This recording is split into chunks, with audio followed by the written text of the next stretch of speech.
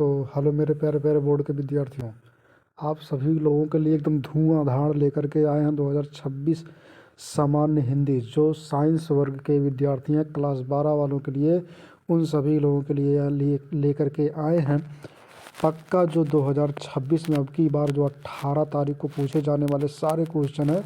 तो फटाफट इसको जो है आप जो है पढ़ डालिए। पूरा क्वेश्चन मैंने आपको यहाँ पर पूरा मैं आपको दिखा दे रहा हूँ, ठीक है। और क्वेश्चन भी पढ़ते हुए चला जा रहा हूँ। जो इस पे टिक लगाया गया है उस पर विश्वास ना रखें, सारा का सारा क्या कर लें, क्वेश्चन जो है इसको कहीं छाप लें और या फिर कहीं इसको उतार लें, ठीक है। और इसको सारा क्वेश्चन आप क्या करिए, नोट करके रख लीजिए। और सारा क्वेश्चन ये पक्का आपके बोर्ड में 18 तारीख को ज़रूर पूछे जाने वाले हैं यूपी बोर्ड वाले के लिए, ठीक है।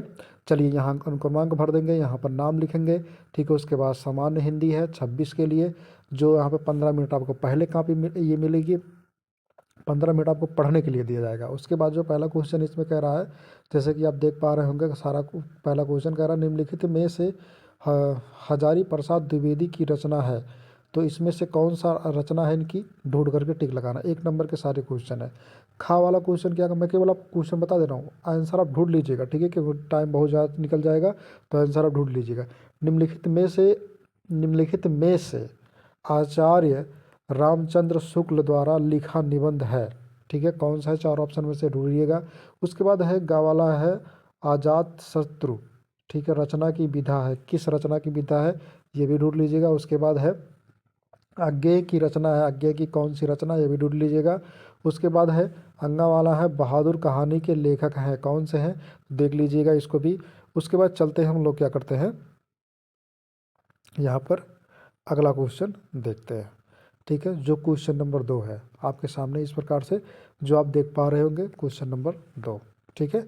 तो क्वेश्चन नंबर 2 क्या है, कह रहा है इसमें रामधारी सिंह दिनकर प्रमुख कवि हैं, ये भी 1 नंबर का, कौन से कवि हैं भी ध्यान रखिएगा। उसके बाद है तुम्हारा खा वाला है बिहारी की रचनाओं का छंद है, ठीक है, ये भी अंडरलाइन कर जो है पूरा का पूरा सारा का सारा क्वेश्चन आप लोग क्या करिएगा, ये रट लीजिएगा, पक्का आपके 2026 में पूछे जाने वाले क्वेश्चन है। उसके बाद कौन से हैं, यहाँ पर आंसू रचना है, किसकी रचना है। उसके बाद है घा वाला है, इसमें छायावाद स्थूल के प्रति सूक्ष्म का विद्रोह है, कथन है, किसका कथन है। उसके बाद है यहाँ पर अंगा वाला दूसरा सप्ताहक का प्रकाशन कब हुआ था, ये भी। उसके बाद है तीसरा क्वेश्चन जो कि आपका 10 नंबर का होने वाला है, ठीक है। दिए गए गद्यांश पर आधारित निम्नलिखित प्रश्नों के उत्तर दीजिए। मतलब जो इसमें जो है लाइनिंग जो किया गया है, यहाँ पर जो लाइनिंग किया गया है, ध्यान रखिएगा, इसको जो है आपको इसमें से ढूंढ करके इनके सारे के क्वेश्चन आपको देने हैं, इन सारे क्वेश्चन के आंसर आपको देने होंगे। अथवा करके इसमें 2 क्वेश्चन आपका होता है, ठीक है। तो ये जो 2 क्वेश्चन में अथवा करके एक क्वेश्चन हो गया। एक क्वेश्चन और मैं आपको बता देता हूँ, जो कि ये भी क्या होता है, अथवा करके ही होता है। कौन सा होता है, अथवा करके होता है। चलिए देखते हैं, यहाँ पर लिखा है चौथा क्वेश्चन, यहाँ पर देखिए अथवा करके यहाँ पर देखिए लिखा गया, ठीक है। तो इसको भी ध्यान में रखिएगा आप। उसके बाद यहाँ पर सारे क्वेश्चन है, इसको क्वेश्चन को आप एक बार रिपीट कर लीजिएगा। उसके बाद जो है इसका आंसर आप लोग दे चलिएगा, जो यहाँ पर अंडरलाइन किया गया उसका भी आपको देना होगा। चलिए देखते हैं, चौथा क्वेश्चन है जो कि आपका 10 नंबर का ये भी है, ये भी वैसे आपको लिखना होगा, ठीक है। दिए गए गद्यांश पर आधारित निम्नलिखित प्रश्नों के उत्तर दीजिए। तो इनके आपको प्रश्नों के उत्तर देने हैं, यहाँ पर देखिए प्रश्नों के उत्तर आपको देने होंगे ये इन 5 के, ठीक है। अथवा करके इसमें भी क्वेश्चन होते हैं, तो देखिए भैया अथवा करके क्वेश्चन मैंने यहाँ पर देखिए आपको मिल जाएंगे। अथवा करके क्वेश्चन ये 26 में आएंगे, पक्का आपके 18 तारीख को पूछे जाने वाले सारे क्वेश्चन हैं, ठीक है। उसके बाद आप यहाँ देखिए 5वां क्वेश्चन क्या, 5वां क्वेश्चन का क्या कह रहा है, एक लेखक के साहित्य परिचय देते हुए उसकी रचना कीजिए, ठीक है। रचना लिखना है उसकी, यानी कि परिचय के बारे में लिखना है। तो 5 नंबर का पूछेगा, इन तीनों में से किसी एक की रचना को याद कर लीजिएगा, ठीक है। उसके बाद यहाँ पर खा वाला भी है, एक लेखक का होता है और एक कवि का होता है, दोनों में से किसी दोनों में आपको लिखने होंगे, वो भी 80 शब्दों में आपको लिखने होंगे। दोनों 5-5 नंबर के होते हैं, जो 10 नंबर के आपके बन जाते हैं। उसके बाद छठवां क्वेश्चन है, पंचलाइट और फिर बहादुर कहानी का सारांश यानी अपने शब्दों में लिखिए। ठीक है, ये भी अधिकतम कितने शब्दों में लिखना है? 80 शब्दों में। 5 नंबर का ये भी होता है, यानी कि इसका सारांश लिखना है आपको। ठीक है, अथवा करके दिया इसमें ध्रुव यात्रा एवं बहादुर कहानी के उद्देश्य पर प्रकाश डालिए। या तो फिर आप इसको लिखिए या तो फिर इसको लिख लीजिए। सबसे सुटेबल कौन सा होगा? पंचलाइट की जो है सारांश लिखिए। ठीक है, इसको याद कर लीजिएगा, 5 नंबर के आपके फिक्स हो जाएंगे। उसके बाद सातवां क्वेश्चन क्या कह रहा है इसमें? सातवां क्वेश्चन कह रहा है कि स्वपठित स्वपठित खंड काव्य के आधार पर किन्हीं एक खंड के खंड के एक प्रश्न का उत्तर दीजिए। तो ध्यान रखिएगा, ये भी तुम्हारा 5 ही नंबर का होता है, जो कि 80 शब्दों में लिखना होता है।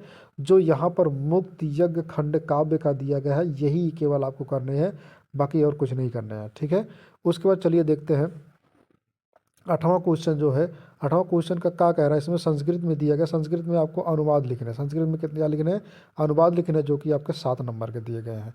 ठीक है, इसमें अथवा करके भी नीचे आपको देख रहे हैं कि नीचे जो है अथवा करके भी दिया गया है, ये भी आपको अनुवाद करके लिखना है। यहाँ पर जो है खा वाला जो है कुछ संस्कृत में ये भी अनुवाद करके जो है संदर्भ सहित आपको हिंदी में अनुवाद लिखना है। ये भी आपको 7-7 नंबर का, यानी कि 14 नंबर के टोटल ये हो जाते हैं। उसके बाद 9वां क्वेश्चन जो है कह रहा है इसमें, निम्नलिखित मुहावरों को लोकोक्तियों में से किन्हीं एक का अर्थ लिखकर वाक्य में प्रयोग करें। ठीक है, वाक्य प्रयोग भी करना है, इसको ध्यान रखना है, वाक्य प्रयोग भी करना है। तो 2 नंबर के आपके पूछे जाएंगे, किसी एक का इसमें से, क्या चाहे इन तीनों में से किसी एक का आपको करना है।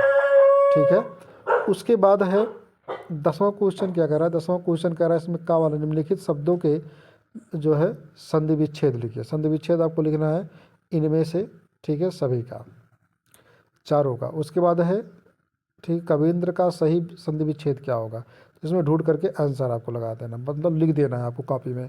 उसके बाद है तीसरा वाला इसमें गायिका में सही संधि विच्छेद कौन है? अब इसमें से कौन सा सही है उसको जो है आपको जो है उत्तर पुस्तिका में लिख देना। ठीक है, 1-1 नंबर के आपके फिक्स हो जाएंगे। चलिए आइए हम लोग क्या करते हैं, इस वाले को देखते हैं। इसमें लिखा गया है खा वाला जो है, उसी का खा है। दिए गए निम्नलिखित शब्दों की शुद्धि विभक्ति और पहचान के अनुसार सही विकल्प चुनिए। ठीक है, तो इसमें शुद्ध विभक्ति और पहचान के अनुसार जो है सही विकल्प चुनना होता है। 1 नंबर के आपके हो जाते हैं। ठीक है, एक ही केवल करना है,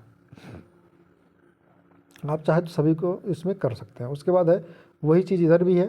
ठीक है, चलिए 11वां क्वेश्चन को देख लेते हैं। लिखिए शब्द युग्मों का सही अर्थ चयन करके लिखिए। सही अर्थ कौन सा होगा?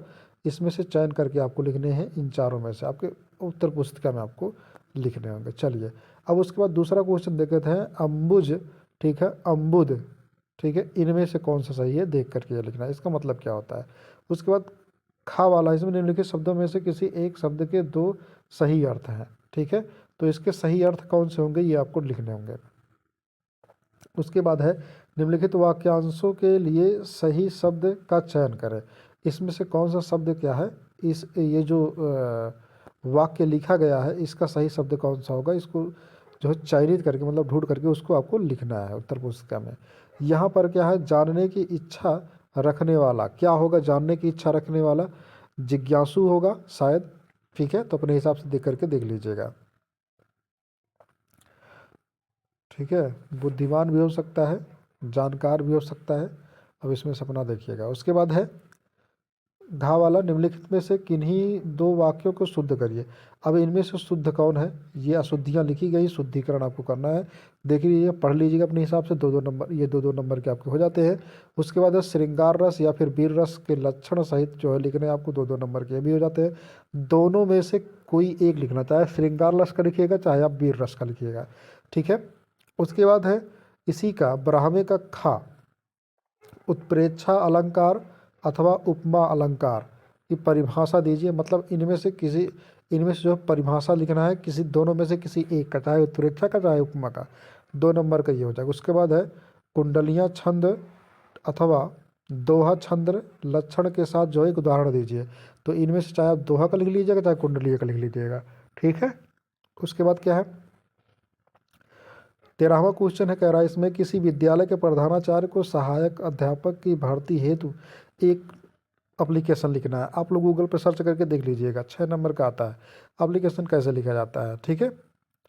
उसके बाद है अथवा करके एक और दिया है, ब्याज ऋण पर आपको लिखना होगा, चाहे उस पर लिख लीजिए चाहे उसको देख सकते हैं आप गूगल करके, ठीक है। उसके बाद 14वां क्वेश्चन कह रहा है इसमें निम्नलिखित विषयों में से किसी एक पर अपनी भाषा शैली में निबंध, ठीक है। निबंध इनमें से किसी एक में से आपको लिखने होंगे आप लोग, जो है जो कि आपका 9 नंबर का होगा। बहुत इंपॉर्टेंट है, ध्यान रखिएगा, कम से कम आपको 3 पेज में लिखने होंगे। तो फटाफट लाइक और शेयर कर दीजिए। अगले वीडियो में लेकर के आऊँगा अगले सब्जेक्ट का पेपर, जो कि 2026 में पक्का टपकने वाला है, ठीक है। तो लाइक और शेयर कर दीजिएगा। जय हिंद, जय भारत। हंसते रहिए, मुस्कुराते रहिए, पेपर आपका मंगलमय हो।